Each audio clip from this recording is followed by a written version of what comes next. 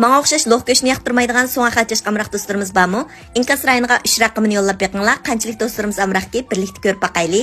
Sirtim bir taxsini 168 go yeydigan yangbangoni oilda qanday qitib yeymiz? Undaqda videoning oxirigacha ko'rib o'rganib oling. Avval qo'y so'nkini suvoq suv silib, qozon qaynagandan keyin ko'pikchilarini pokis elib etamiz. Mushu nuqtaga bekroq diqqat qilinglar. Bo'lmasa ko'pikchilar so'ngga chaplashib qilib, go'shtni bir xil maynat chiqarib qo'ydi va taxminan 10 minut atrofida qaynatgandan keyin qonlar pokis chiqib ketadi. Undan keyin so'ngakni suzib elib olamiz.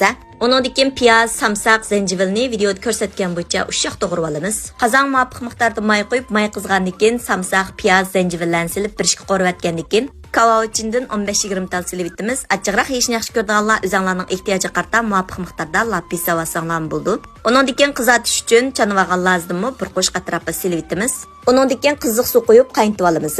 Ondan keyin cho'ng ustamning qo'y ustgan samovar tetitqisidan bir bo'loq silib etamiz. Cho'ng ustamning cho'ngligi va buningdan boshqa tetitqilan silishning hojati yo'q. Mushundaq so'ngakli go'shtlarga bir bo'loq silib etadigan bo'lsanglar, ta'mi ajoyib bek payiz chiqadi.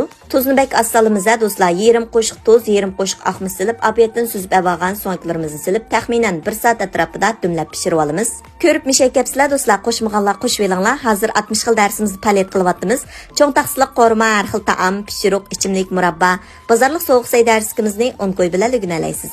Dars tizimlatmoqchi bo'lsangiz, Undidar Nazi 7733 ekran ustidagi nomer shu. Rangi bek chiroyli chiqibdi do'stlar. Go'shim intayin yumshoq pishibdi. Ichidagi jiliklarimi ko'ngilga tegmagidek. O'rganib oldingizmi?